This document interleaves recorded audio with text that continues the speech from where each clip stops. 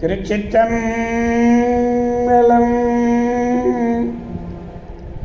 மெய்யடியார் பெருமக்களே, இந்த நில உலகத்திலே உள்ள உயிர்கள் அனைத்தும் நோயற்ற வாழ்வும் குறைவற்ற செல்வமும் பெற்று சீரோடும் சிறப்போடும் வளமாகவும் நலமாகவும் வாழ்வாங்கு வாழ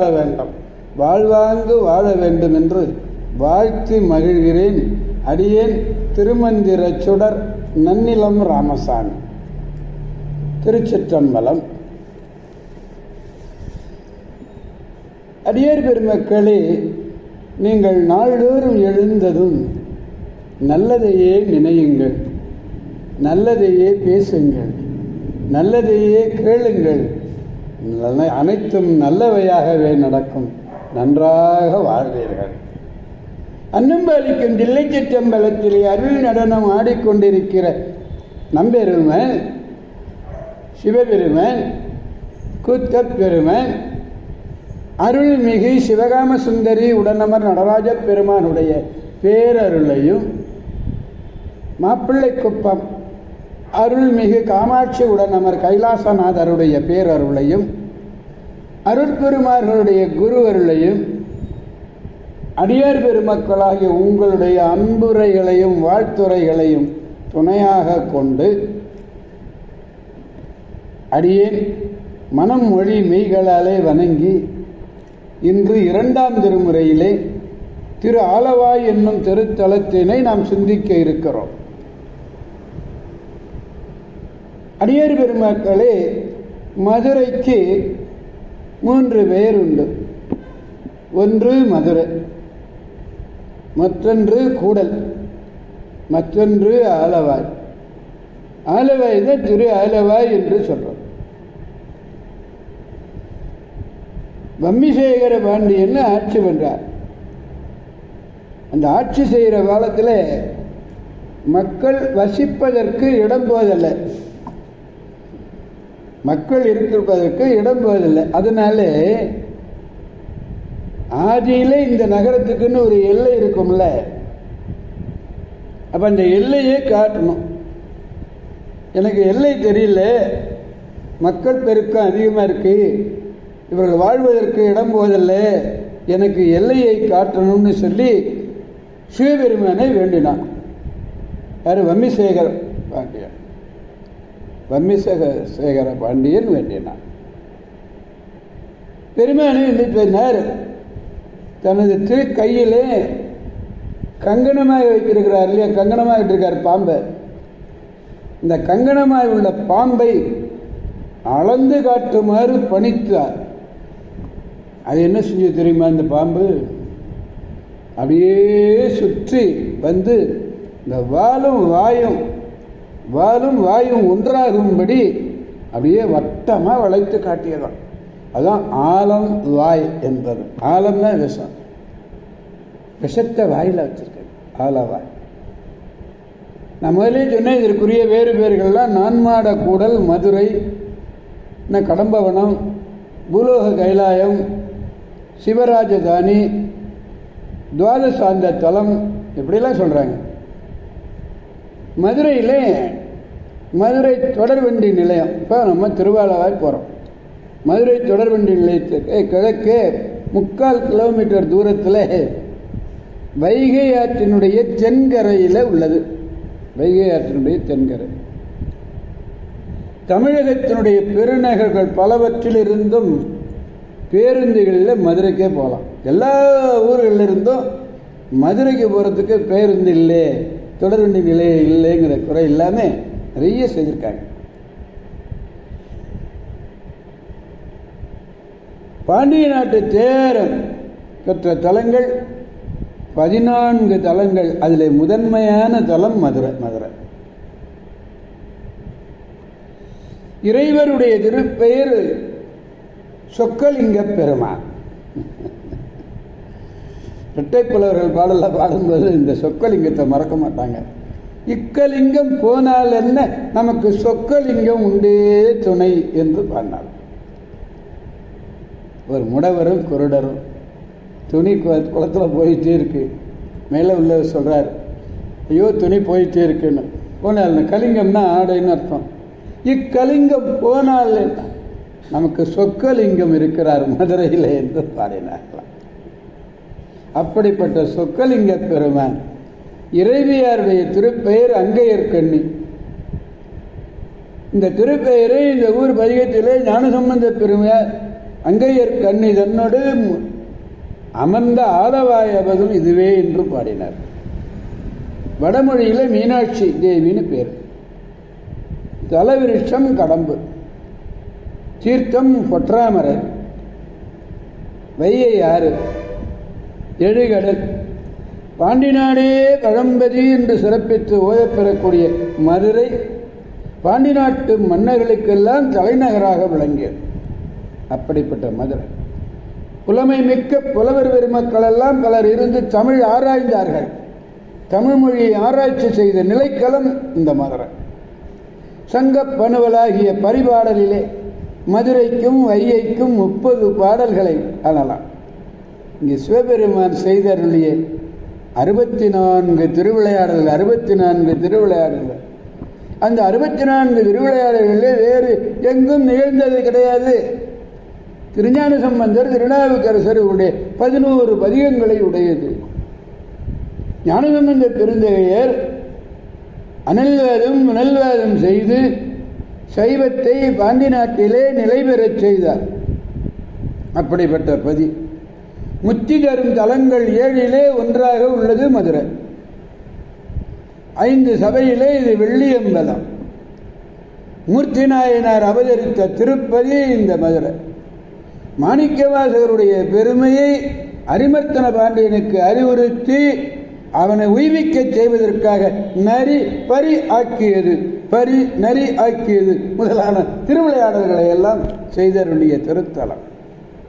திரு ஆலவாய் உடையார் திருவிளையாடல் புராணம், இது வேம்பத்தூரார் திருவிளையாடல் புராணம்னு இது சொல்லுதாங்க.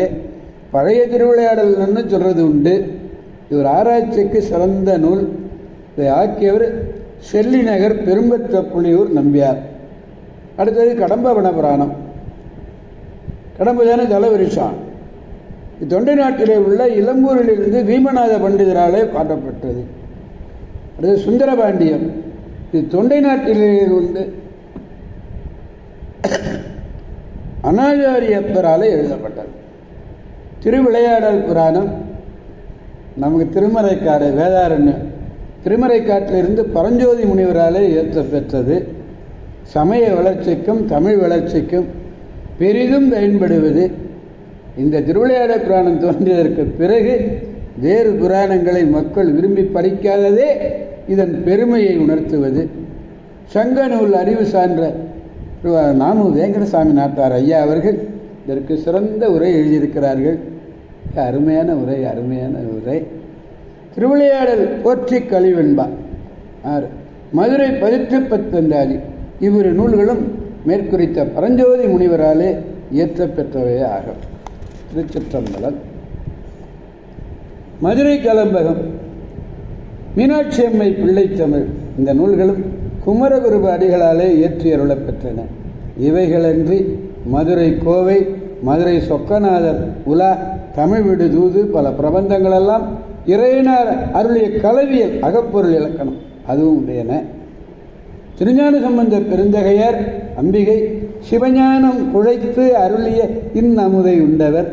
அவர் கடவுளை தவிர வேறு யாரையும் பாடமாட்டார். இப்பதியிலே மங்கையர்க்கரசியாரை நோக்கி உம்மை காண வந்தனம் என்றதோடு அவரை திருப்பதிகத்தில் வைத்து பாடியுள்ளார். ஆதலாலே மங்கையர்க்கரசியார் பெரும் சிறப்பு வாய்ந்தவர் என்பது பெறப்படுகிறது. மங்கையர்க்கரசியாரையும் குலச்சிறையாரையும் பதிகத்திலே வைத்து பாடும் பொழுது மங்கையரசியாரை குறிக்கும் பொழுது சிவன் உமை இவர்களோடு தொடர்புபடுத்தி கூறியிருக்கிறார்.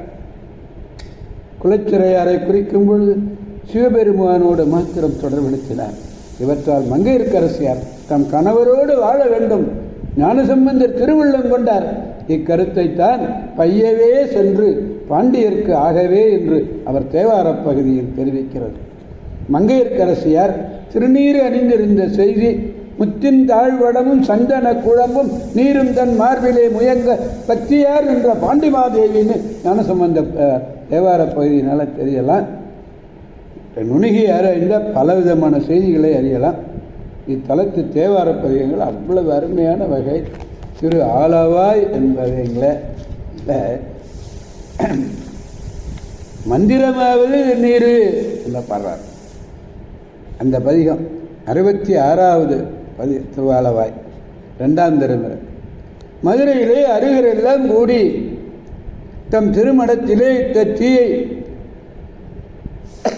புகழி வெந்தர் இனி அரசன் எய்தும் வெப்பு அகலப் பொருட்டு தீண்டி வெந்நீரிடுதற்குரிய பேரு உடைய நாதலின் பேரருளினால் பையவே செல்கே என்று ஏவிய அந்த வெப்பு நோய் தென்னவனையும் மேவிற்று முயன்ற பலராலும் தீர்க்க முடியாதிருந்தது.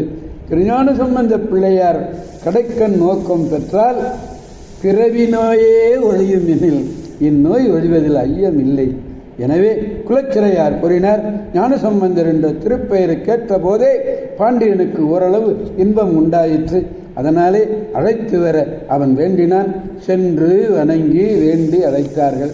அமைச்சர் முதல்வர் திருவுள்ளம் பற்றி பிள்ளையார் எழுந்தருளினார்.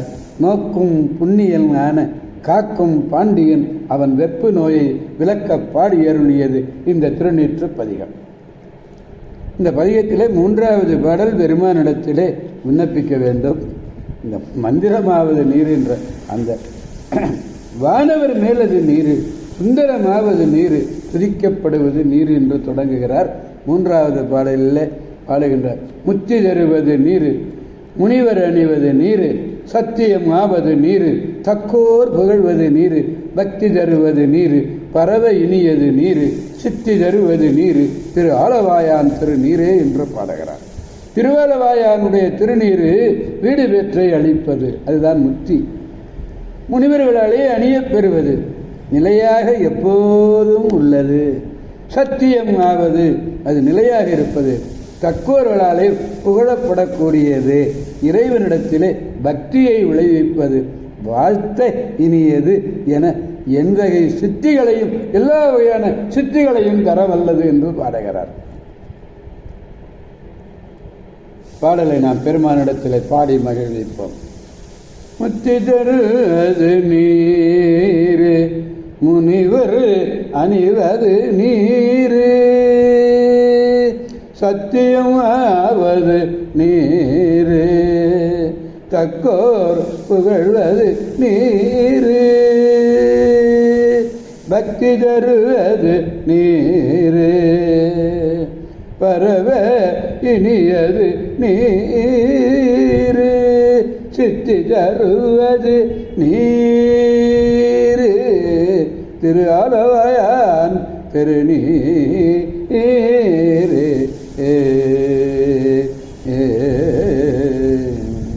திருச்சிற்றம்பலம்.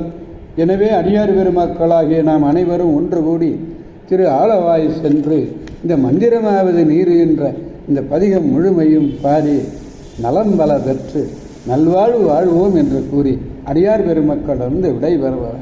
அடியேன் திருமந்திர சுடர் நன்னிலம் ராமசாமி. காவாய் கனகத் திரளே போற்றி, கைலை மலையானே போற்றி போற்றி, சிவாதிருச்சிற்றம்பலம்.